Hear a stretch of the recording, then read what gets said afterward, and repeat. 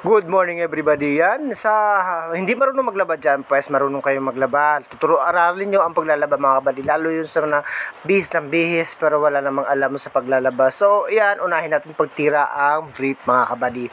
So, paano magkuskus ng brief? Ay ganyan lang mga kabady. Siyempre, unahin nyo muna ang gilid-gilid kung saan may portion na medyo darkness. Ay, darkness daw. So, ayun mga kabady. At saka, siyempre, alam nyo buddy, ang labada ay hindi lang basta paglalaba. Kailangan may puso din at saka strong body mga kabady dahil nga mabigat yan, mahirap maglaba. Sa totoo lang mahirap talaga maglaba kabady.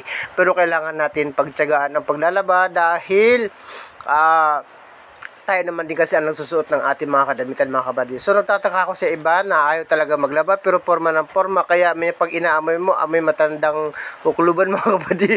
So anyway mga kabady yan at siyempre, ang labada na ito, akala nyo ganito lang yung kadali at bukas siyang hindi maayos. Pero mga kabady, kayo nung umaga ko pa to ni binabad at saka bukod doon, inikot ko pa yan mga kabady ng ilang halos 1 hour yun mga kabady. And then, pagkatapos niyan, ito na siya, babanlawan na natin mga kabady.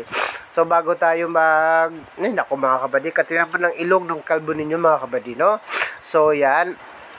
Alam niyo mga kabady, no? Konting kwento lang, kwentong podsero mga kabady.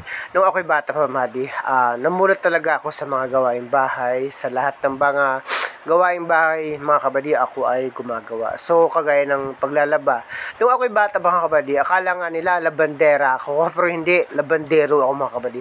So ako ay naatasan maglaba ng aking mama. So lahat ng aking kaalaman ay natutunan ko din sa aking mama, sa aking stepmother. So, yan, shout out po sa inyo dyan. And, syempre, kung kayo ay magaling magbihis, so kailangan magaling din kayo maglaba mga kabady. Dahil kung hindi tayo marunong maglaba, ibig sabihin, dugyot ang ating mga pananamit mga kabady. So ako talaga ay ayoko naman din pinagkatiwala ang damit ko sa iba. Pinagkatiwala sa iba. Pero ako mga kabady talaga ang hands-on sa aking paglalaba. Although dito sa bahay kami kanya-kanya kami ng laba. So hindi naman kami yung parang laba ng lahat ay yun. Kanya-kanya kami laba. So hindi naman ganun ka-hassle, madali naman maglaba. So ito na mga kabady, ihuhulog na natin sa dryer ang ating mga pinagsabunan mga kabady. So actually mga kabady, hindi ko yan dinadaan sa pagbanlaw ng manual mga kabady doon sa may planggana na may tubig. So nilalagyan natin yan mga kabady doon sa dryer. Then siyempre tutubigan natin yung mga kabady. Tapos paikutin natin ng ilang ikot. Sana umikot na lamang So ito mga kabady, yan. So dagdagan natin yung mga kabady ng damit dahil kokonti. So yan, pupunuin natin yan. Sayang naman yung ikot niya.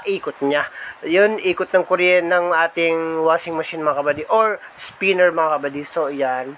Ayan, pagkatapos ng mga kabady ay madali lang yan. And then, siguro 30 minutes pwede na siya mga kabady. Tapos, yan, ikutin na natin yan mga kabady, no? So, ayan, may tubig na yan mga kabady. Then, siyempre, tatakpan na natin yan mga kabady. So, ikot-ikot lang. Napakadali lang ng buhay. Huwag niyong pahirapin. Pahirapin. Yun lang mga kabady. Good morning sa inyo lahat.